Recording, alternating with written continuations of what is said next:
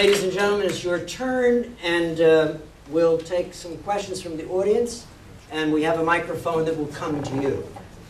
All right? Raise your hand. We have the house lights. Raise your hand so Ray can see you. There's a gentleman in the 5th balcony. Give him a silver dollar. Dr. IQ. All right. Just speak. Over here.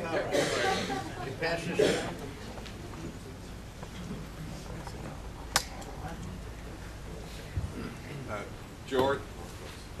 Got it? Well, let's see. There we go. There we go. Yeah. George, it's Steve Thomas. I had the pleasure of, I don't know how many other people here were at Abbott's in 1971, but as a young man, I had the pleasure of going there, and I saw your show, and I saw you do that effect, and like Mark, I stood up with most everyone in that audience and was just amazed.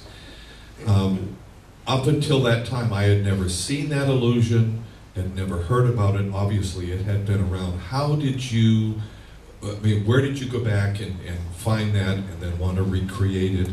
And I know after you did it, it was done by many people. I think Charlie Reynolds was there in the audience to see the show. And I think, if I'm not mistaken, it went on, and Doug Henning and so on did that. So how did you find it, and where did you put it together? Actually, once again, it goes back to Wilbur and Christopher. He did not do the modern cabinet on the television shows that we were on, but he had a modern cabinet, and we did rehearse it at one time. And I was just influenced by him tremendously. And when Bish and I talked about doing it, we thought, well, rather than have people walk out or under that cloth, everybody kind of knows what it is when they walk out under that cloth. There's something living under there, and you don't think it's an animal because it's too direct. So I said, well, let's build just 3 plywood pallets. And we got screen door handles, and bolted them onto 3 plywood pallets. And my son, we had the 2 red cloth, or the black cloths and the red cloth. And we said, well, let's try it that way, because this way, that can be an urn under there, it can be anything under there, a bundle of something. And that was the idea that we had to do that. Fortunately, you know, they say true friends are a gift from heaven. Well, I've had a lot of gifts from heaven, because everybody that worked with us, it was their show more than mine. And everybody, the people backstage, I mean, I merely fronted. I'm being very honest with you. I fronted the show, and they did it all. Mark was there, Carl was there, all the other people, everybody, Augie, you know, Ken, the whole lot. And so when we did the modern cabinet, actually, I wasn't going to do the modern cabinet to end the first act. I was going to do the girl and the drum. And we used to rehearse at Jean Gattel's studio when she did her recitals. And so we did the modern cabinet first, and then we did the girl and the drum second. And the response from the modern cabinet was so much better than the girl. I used a tip-over box for a net box. We just spread a yellow net on the floor. The girl came out, and we put her in the net, tied her up, and put her in the box. And then, actually, it was her sister was in the drum. And we pull the net through, and the girl will be up there. Well, that received pretty good response. But when we did the modern cabinet, we said, let's forget the girl and the drum. We'll do the modern cabinet. And that's how we came to do that. Yeah. You have another question? George, George, as a collector / accumulator, what item in your collection do you regard with the highest amount of something that you regard the most? Let's put it that way. What do you have that's in your collection that you think is something that you can't replace, or something that you really like? Not really. I hate to say this here. I'm not really a collector. I'm more of an accumulator, I guess. I think I've never gotten rid of anything I've ever had. So it's just, I mean, it's like, you know, from, that would be really difficult to say because some things were given to me, and you don't put prices on things that are given to you, you know. I bought some things, but not a lot compared to what I had. And because I dealt basically with older people, because I was younger then, you know, and everybody I was around were older, and gradually they would pass on, or they would say, take this or take that. And I know Tom Worsley had a box given to him, a little metal box that was used by Thurston. It was given to him by Thomas Jew Worthington, and he gave that to me. It's just a little nest of boxes out of metal. You know, that is terrific. I'm trying to think of, what's his, Al Dennis had the Tampa steps, and he said, I'd like you to have them. And so, you know, you can't, I mean, there's manuscripts, there's books that I have that I really like. The Houdini poster that you saw there went to Ed Hiles. Ed Hile, you all know who Ed Hile was.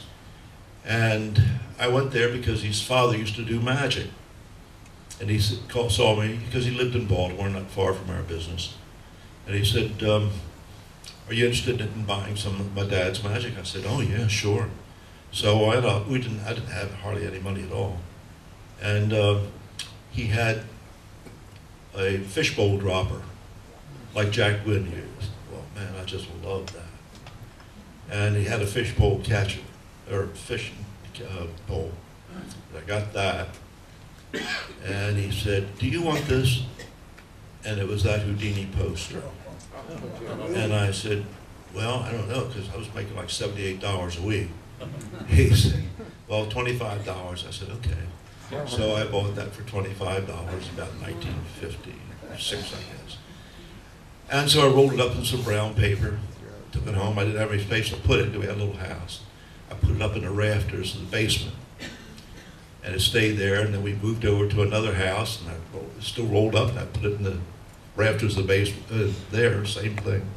And all of a sudden, I started getting some little Houdini pieces. I thought, you know, that'd be a nice piece to get framed. So we got it framed, and that's kind of a, I mean, there's so many things. You know, I have a painting. You know, when you say, I know you're interested in magic, I did the shop. A young man came in years ago, and he said, I'd like to have a costume.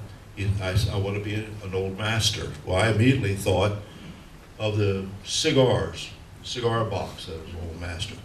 And I said, you want to dress like one of these? I said, what are you? He said, I'm a painter. He said, he was young, he was like 20-some years old, I guess.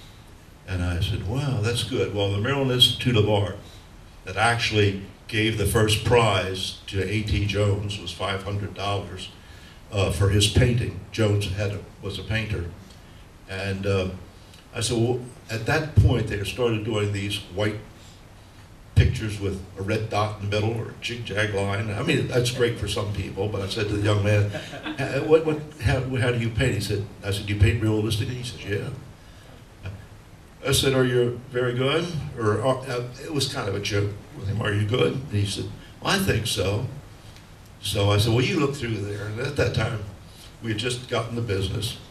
And Chuck said, don't fool with the kid. He hadn't got any money. I said, you know, don't worry about it. So he went, I said, find out whatever you want there. And he pulled out an old tunic. So we took it upstairs and put some lace on it, some vintage lace, and fixed him all up. And I said, well, you come back in a couple of days and we'll have it ready for you. So he said, would you barter? I said, sure. Sure, why not? He said, well, how about a painting? I said, yeah. He said, you sure? I said, yeah, you said you're painted realistically and you're good, so what else can I ask for? So he said, I'll come back. So he came back with probably my prize painting. There's others that are a lot worth a lot more. A little painting like this. It's a marble shelf with some blackberries on it, a cracked walnut, and a piece of fruit. It was done on a piece of masonite, and it was absolutely extraordinary. It's just like an old Rembrandt's painting. And he said, will this do? I said, anytime you want anything, it's yours. He later became a very, very famous painter. He was studied in Europe, then he came back here and was painting all the portraits in Washington and so forth. So it's these things, you know, what do you judge as being, you know, you like the best?